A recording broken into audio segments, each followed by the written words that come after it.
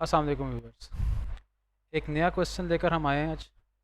और आज हम देखेंगे कि हमने इस क्वेश्चन की डबल एंट्रीज और अकाउंट्स किस तरह से प्रिपेयर करने और किस तरह से अकाउंट्स को बैलेंस करना है। हमारे पास पहली transaction investment of 80,000 by the owner. Owner जो है वो बिज़नेस में कैश इन्वेस्ट कर रहा है। जब ओनर बिज़नेस में कैश इन्वेस्ट करता है तो हमारा कैश अकाउंट जो है उसको हम डेबिट करते हैं। और चूँकि इन्वेस्टमेंट बाय दी ओनर है तो कैपिटल पे इफेक्ट आएगा, तो कैपिटल अकाउंट हमारा क्रेडिट होगा। Borings of 20,000 from the bank. जब हम बैंक से लोन लेते हैं तो हमारा बैंक बैलेंस इंक्रीज़ होता है। बैंक बाय नेचर एसेट है, और एसेट में जब इंक्रीज़ आता है तो उसको हम डेबिट करते हैं। और जब हम बैंक से लोन लेते हैं तो लोन हमारी लाइबिलिटी है। लाइबिलिटी में जब इंक्रीज़ आता है तो उसको हम क्रेडिट करते हैं। ये ट्रांजैक्शन आपके लिए नई है। Car of 10,000 invested by the owner. Owner ने इस मरतबा कैश इन्वेस्ट नहीं किया, बल्कि वो एक कार, एक रिसोर्स इन्वेस्ट कर रहा है बिज़नेस में। तो जब ओनर जो है वो कोई रिसोर्स इन्वेस्ट करता है तो हम उस रिसोर्स का अकाउंट यूज़ करते हैं। अगर कार इन्वेस्ट कर रहा है कार अकाउंट यूज़ करेंगे, मशीनरी इन्वेस्ट कर रहा है मशीनरी अकाउंट यूज़ करेंगे, फर्नीचर इन्वेस्ट कर रहा है फर्नीचर अकाउंट यूज़ करेंगे। तो यहाँ पर हम कार अकाउंट यूज़ करेंगे। कार बाय नेचर एसेट है, एसेट में जब इंक्रीज आता है उसको हम डेबिट करते हैं। कैपिटल, क्योंकि ओनर की तरफ से इन्वेस्टमेंट है तो कैपिटल अकाउंट हमारा क्रेडिट होगा। Purchase of building worth 30,000 cash basis. Building by nature हमारा एसेट है। यहाँ पर एक बात और बताता चलूँ कि फॉर एग्जांपल अगर इस सेंटेंस में ये लिखा होता purchase of building worth 30,000 on cash basis for resale purposes, तो फिर हम यहाँ पर बिल्डिंग का अकाउंट यूज़ नहीं करते, फिर हम यहाँ पर परचेजेस अकाउंट यूज़ करते, क्योंकि वो फिर हमारे लिए एक तरह की इन्वेंट्री बन जाती या गुड्स बन जाती हमारे लिए वो। क्योंकि हम यहाँ पर रीसेल का वर्ड यूज़ नहीं हुआ हुआ, इसलिए इसका मतलब ये कि ये बिल्डिंग हम अपने यूज़ के लिए जो है वो परचेज़ कर रहे हैं। तो यहाँ पर हम बिल्डिंग अकाउंट यूज़ करेंगे। बिल्डिंग बाय नेचर एसेट है, एसेट में जब इंक्रीज़ आता है उसको हम डेबिट करते हैं। कैश है, परचेज़ हो रही है, तो हमारे पास जो है कैश अकाउंट जो है वो आपका क्रेडिट होगा। आपको पता है कैश एसेट है, एसेट में जब डिक्रीज आता है उसको हम क्रेडिट करते हैं। Purchase of furniture worth 15,000 on credit. Student को बिगिनर लेवल के ऊपर बहुत प्रॉब्लम होता है क्रेडिट के ऊपर जब कोई चीज़ परचेज़ की जाती है, तो इसको भूलिएगा मत। जब भी हम कोई चीज़ क्रेडिट पे परचेज़ करते हैं, कोई भी चीज़, चाहे गुड्स हो चाहे एसेट हो, हमारे पेबल्स हमारी लाइबिलिटी इंक्रीज़ करती है। सो पेबल्स हमारी लाइबिलिटी है, लाइबिलिटी जब इंक्रीज़ करेगी तो उसको हम क्रेडिट करेंगे। फर्नीचर हमारा एसेट है, एसेट में जब इंक्रीज़ आता है तो उसको हम डेबिट करते हैं। अगेन यहाँ पर हम एसेट का अकाउंट यूज़ करेंगे, एसेट का नेम यूज़ करेंगे। Purchase of inventory. यहाँ पर एक बात कहूँगा, परचेज़ ऑफ इन्वेंट्री लिखा हो, परचेज़ ऑफ गुड्स लिखा हो, परचेज़ ऑफ स्टॉक लिखा हो, इसके लिए हम परचेज़ अकाउंट ही यूज़ करेंगे। परचेज़ हमारा एक्सपेंस है, एक्सपेंस में इंक्रीज़ आ रहा है और इसको हम डेबिट करेंगे। कैश पे इन्वेंट्री परचेज़ हो रही है तो कैश अकाउंट जो है वो हमारा क्रेडिट होगा। अब मैं इसकी एक्सप्लेनेशन दे रहा कि कैश अकाउंट क्रेडिट क्यों होगा, क्योंकि मैं पास में इसकी एक्सप्लेनेशन दे चुका हूँ। सिमिलरली सेल ऑफ स्टॉक, अब यहाँ पर अगर लिखा होता sale of stock, sale of inventory या सेल ऑफ गुड्स और 4,000 फॉर 8,000 क्रेडिट बेसिस, तो हम इसके लिए सेल्स का अकाउंट यूज़ करते हैं। सेल्स हमारी इनकम है, इनकम में जब इंक्रीज आता है उसको हम क्रेडिट करते हैं। और हम ये सेल कर रहे हैं क्रेडिट पे, उधार पे। तो जब हम उधार पे कोई चीज़ सेल करते हैं तो हमारे रिसीवेबल्स जनरेट होते हैं, रिसीवेबल्स क्रिएट होते हैं, रिसीवेबल्स इंक्रीज होते हैं। रिसीवेबल्स बाय नेचर एसेट है, और एसेट में जब इंक्रीज आता है उसको हम डेबिट करते हैं। ओनर विड्रू 2,000 टू पे salaries of the staff. Owner ने बिजनेस में से पैसे विड्रॉ किए। क्यों विड्रॉ किए? अपने पर्सनल यूज़ के लिए विड्रॉ नहीं किए, बल्कि स्टाफ की सैलरीज पे करने के लिए विड्रॉ किए। तो इसलिए हम यहाँ पर सैलरीज एक्सपेंस अकाउंट लिखेंगे और बैंक अकाउंट क्रेडिट करेंगे। इस पूरे टॉपिक के ऊपर, इस 8 नंबर ट्रांजैक्शन के ऊपर एक अलग से एक वीडियो बनाऊंगा जो सिर्फ और सिर्फ इस ड्राइंग्स के पॉइंट को एक्सप्लेन करेगा। ये मैं वीडियो बनाऊंगा इंशाल्लाह नेक्स्ट टाइम, जिसमें आपको पता लगेगा कि इसकी एंट्रीज को किस तरह से परफॉर्म करना है। स्लाइटली सा सेंटेंस में चेंज आएगा तो आपकी एंट्री भी चेंज हो जाएगी। खैर, फिलहाल हम सैलरीज एक्सपेंस रिकॉर्ड करेंगे। सैलरीज आपका बाय नेचर एक्सपेंस है, एक्सपेंस में इंक्रीज़ आ रहा है, डेबिट करेंगे। और हमने बैंक से पैसे निकलवाए हैं तो हमारा बैंक बैलेंस डिक्रीज़ हुआ होगा। तो जब बैंक बैलेंस डिक्रीज़ होता है हमारा एसेट डिक्रीज़ होता है, तो एसेट को हम क्रेडिट करते हैं। रिसीव्ड इलेक्ट्रिसिटी बिल, बिल्कुल पास वाले क्वेश्चन की तरह, आपको बिल रिसीव हुआ है लेकिन आपने सेम डेट पे नहीं किया, तो हम इसको अपना एक्सपेंस रिकॉर्ड करेंगे। एक्सपेंस में इंक्रीज जब करते हैं तो डेबिट होता है, electricity bill expense account debit करेंगे। और चूँकि हमने अभी तक ये पे नहीं किया तो हम लाइबिलिटी जनरेट करेंगे। एक क्वेश्चन स्टूडेंट की तरफ से आता है कि पेएबल अकाउंट अलग बनेगा और इलेक्ट्रिसिटी बिल पेएबल अकाउंट अलग बनेगा, तो मेरे नज़दीक इसका आंसर येस है। आप पेएबल अकाउंट अलग बनाइए और इलेक्ट्रिसिटी पेएबल अकाउंट सेपरेट बनाइए, क्योंकि पेएबल अकाउंट रेफ़र कर रहा होता है कि जब हमने किसी से गुड्स या कोई एसेट हमने उधार पे लिया हुआ है, उसके लिए हम नॉर्मली यूज़ कर रहे होते हैं। लेकिन इलेक्ट्रिसिटी पेएबल स्पेसिफिकली क्यों जनरेट हो रहा है? इलेक्ट्रिसिटी का बिल पे नहीं किया हुआ। ये इस पर्पज़ के लिए हमने इस अकाउंट को अलग से एक तरह से क्लासीफाई किया हुआ है। Repayment of liability of 1000 to sundry creditor. Sundry creditor means credit supplier या पेएबल। तो आप अपने सप्लायर को पेमेंट कर रहे हैं, जब आप पेमेंट करते हैं तो आपके पास कैश कम होगा, कैश आपका एसेट है, एसेट आपका डिक्रीज़ होगा और आपकी लाइबिलिटी भी ख़त्म हो जाएगी। और जब लाइबिलिटी ख़त्म होती है तो उसको हम डेबिट करते हैं, तो पेएबल्स अकाउंट डेबिट हो जाएगा। Paid electricity bill that was due. यहाँ पर अक्सर स्टूडेंट पूछते हैं कि जी यहाँ कोई अमाउंट नहीं लिखी हुई। बेसिकली 11 का जो ताल्लुक है वो 9 के साथ है। ये जो बिल आपने 9th को रिसीव किया था, अगर मैं एज्यूम कर लूँ ये 9th ऑफ जनवरी है और आप पे कर रहे हैं इसको 11th ऑफ जनवरी को, तो 2 दिन का गैप आ रहा है। तो जब आप इसको पे करने जाएंगे तो आप ये नहीं बोलेंगे इलेक्ट्रिसिटी बिल पेड या पेड इलेक्ट्रिसिटी बिल, आप देखेंगे paid electricity bill that was due या आउटस्टैंडिंग, ताकि यूज़र को ये पता लगे कि आप लाइबिलिटी सेटल कर रहे हैं, ना कि आप एक्सपेंस पे कर रहे हैं। तो आप इलेक्ट्रिसिटी बिल पेएबल अकाउंट को डेबिट करेंगे और चूँकि पेमेंट हो रही है, पेमेंट के हिसाब का कैश डिक्रीज़ होता है, तो cash account credit. 12 number transaction आपके लिए नहीं है। Withdrawal of stock of 1000 by the owner. Withdrawal of stock, owner अपने अब यहाँ पर एक बड़ी इंपॉर्टेंट बात है, पर्सनल यूज़ का वर्ड नहीं लिखा हुआ, लेकिन इस सेंटेंस की जो सेंस है वो यही है कि ओनर ने अपने पर्सनल यूज़ के लिए इस मरतबा गुड्स विड्रॉ की। जैसे मैं एक मिसाल दूँ, अगर आपका एक बिज़नेस है और आप एक कैंटीन चलाते हैं और अगर आपके घर पे कोई गेस्ट आए हैं और आपको घर पे कुछ बिस्किट्स, सॉफ्ट ड्रिंक्स, फ्राइज़ या इस तरह की कुछ चीज़ें चाहिए आपको, तो ऐसा नहीं होगा कि ओनर अपनी शॉप में से कुछ पैसे निकालेगा और किसी और जनरल स्टोर से जाके ख़रीदेगा। उसकी दुकान में ये सारी चीज़ें अवेलेबल हैं, सॉफ्ट ड्रिंक्स भी होंगे, चिप्स भी होंगे, बिस्किट्स भी होंगे, वो 1-2 पैकेट उठाएगा और अपने घर उठा के ले जाएगा। तो ये बेसिकली अब क्या हो रहा है, एक चीज़ जो कि बिज़नेस यूज़ में थी वो बिज़नेस यूज़ से पर्सनल यूज़ में जा रही है।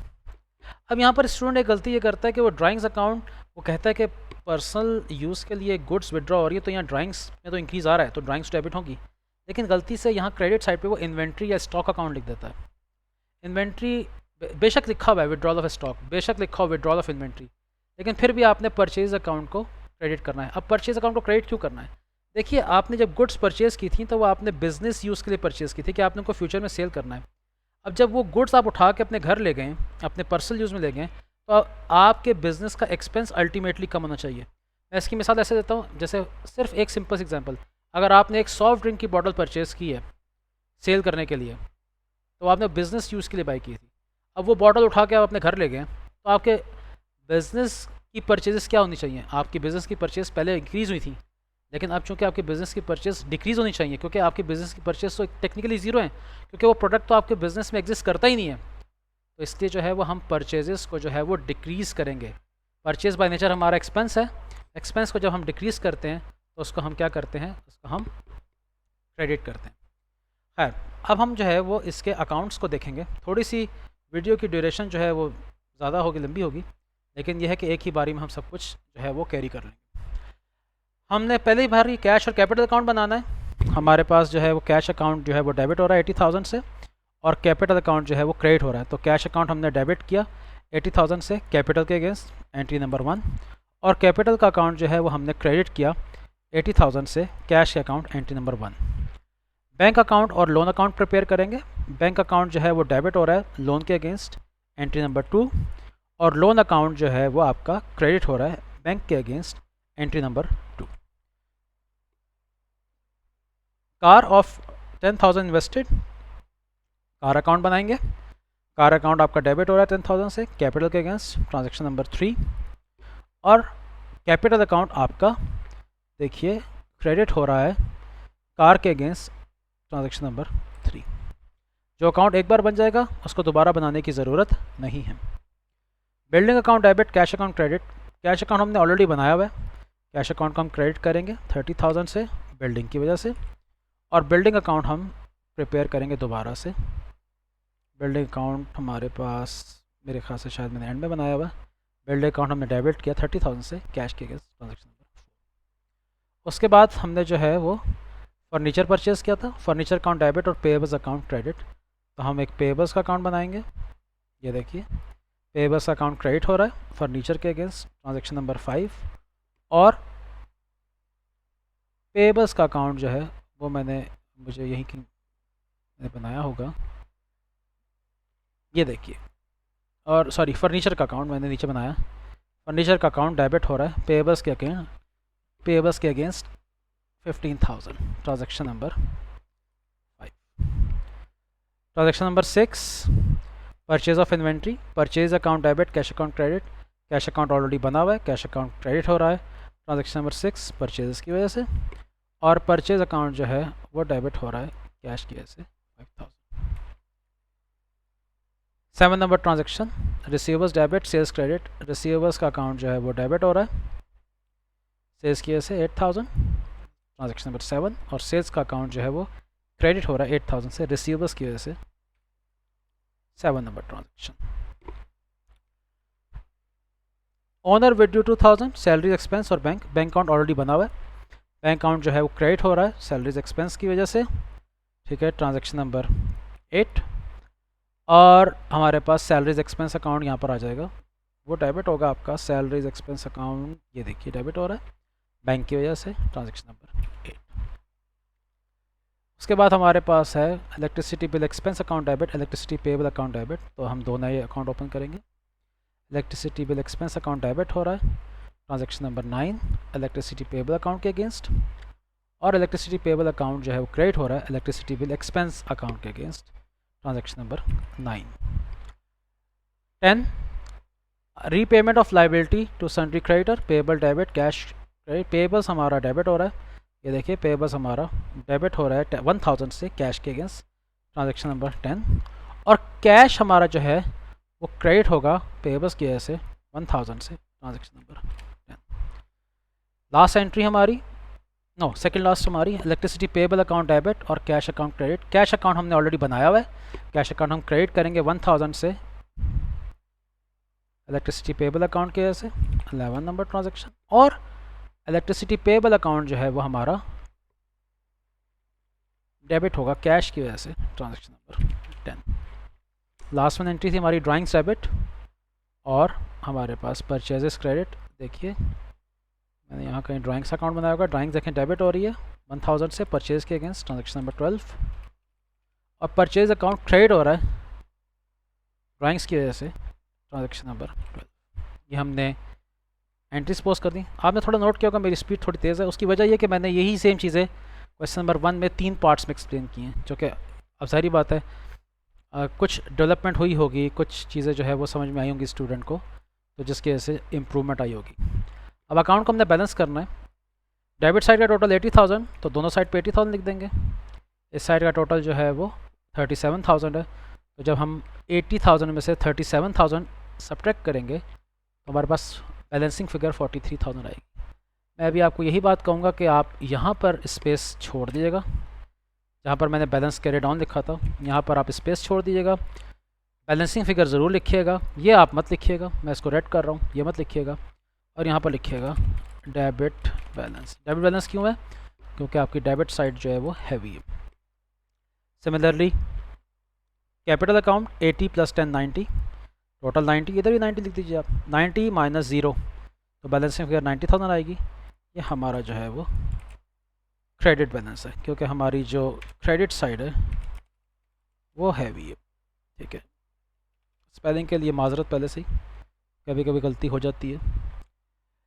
Bank account 20,000 - 2,000 18,000 is the balancing figure, ठीक है। ये हमारे पास आ जाएगा डेबिट बैलेंस, ठीक है जी, क्योंकि डेबिट साइड हैवी है। लोन अकाउंट हमारे पास लोन अकाउंट हमारे पास 20,000 - 0 balance figure 20,000 credit balance. Car account 10,000 - 0 10,000 is the balancing figure, आपके पास ये डेबिट बैलेंस है। Purchase account debit 5,000, drawings 1,000 4,000 is the balancing figure, debit balance. Payables 15 - 1 14,000 credit balance.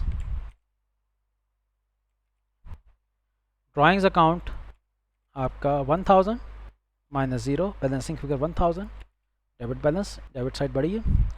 Receivables 8,000 - 0 balancing figure 8,000 debit balance. Sales 8,000 - 0 8,000 आपके पास जो है वो credit balance आएगा, ठीक है जी। Electricity bill expense account 1000 minus 0, balancing figure 1000, debit balance. अच्छा ये अकाउंट देखिए, ये आपका अकाउंट बैलेंस है ऑलरेडी। इसके ऊपर भी स्टूडेंट पूछते हैं इसका क्या करना है, इसका कौन सा बैलेंस होगा। इसका बैलेंस 0 होगा क्योंकि इस अकाउंट, ये अकाउंट ऑलरेडी बैलेंस है, इसमें हमें अकाउंट को जो है वो मज़ीद जो है वो बैलेंस करने की ज़रूरत जो है वो नहीं है। ठीक है जी। सैलरीज एक्सपेंस अकाउंट 2000 माइनस 0, ठीक है, आपके पास जो है वो बैलेंसिंग फिगर 2000, आपके पास ये डेबिट बैलेंस है। Building account 30,000 minus 0, 30,000 balancing figure, debit balance. Furniture account 15,000 minus 0, 15,000 is the balancing figure, debit balance. I hope को आपको ये बात समझ आई होगी।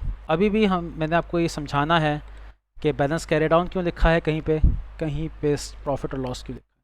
ये बात अभी भी हमारी पेंडिंग लिस्ट में, इंशाल्लाह ये हम कवर कर लेंगे। कोई सवाल हो तो कमेंट बॉक्स में लिखिएगा। थैंक यू सो मच, अल्लाह हाफिज़।